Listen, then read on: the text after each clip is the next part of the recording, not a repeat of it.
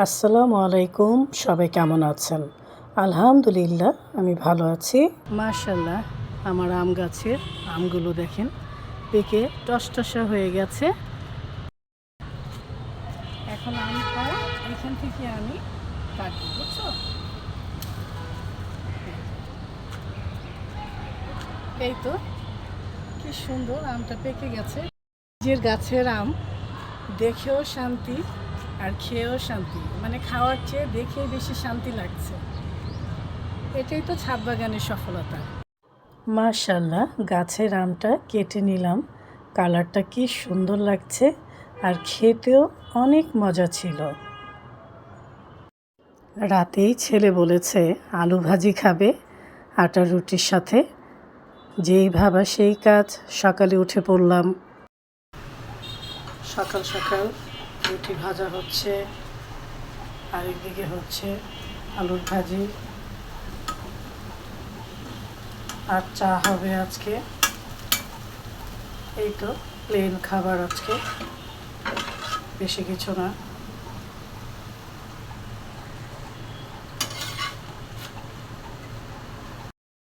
প্রতিদিন সকালে আমার ঘরে রুটি চলে, আর ছেলে আলু ভাজি পছন্দ করে, তাই ওর জন্য আলু ভাজি করছি, আমরাও খাবো। আলুর ভাজি গরম গরম রুটির সাথে খেতে কিন্তু দারুণ লাগে। এই তো রুটিটা হয়ে গেছে, এখন আমি হটপটে উঠিয়ে রাখলাম আর বসিয়ে দিলাম চা। চা ছাড়া তো আবার চলবেই না। সকাল সকাল গরম গরম এক কাপ চা খেতে কিন্তু দারুণ লাগে। এই তো প্লেটে নিয়ে নিলাম সকালের নাস্তা। চাটাও হয়ে গেছে, এখন ছেঁকে নেব।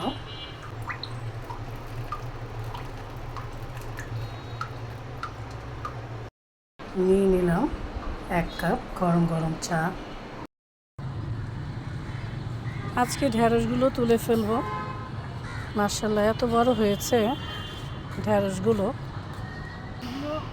আজকে কেটে ফেলি, না হয় শক্ত হয়ে যায় ভিতরটা। হ্যাঁ, মাশাআল্লাহ।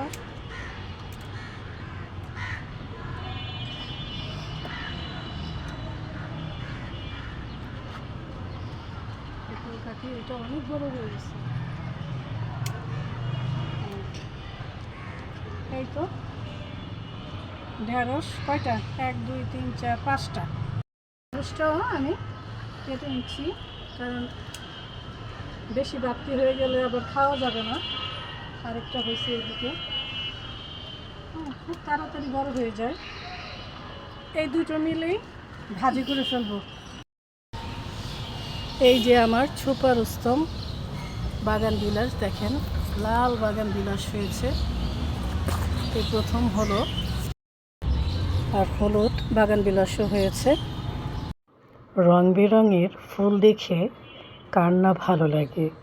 আমার তো মনটা একদমই ভালো হয়ে যায় সারাদিন কাজকর্ম করার পর।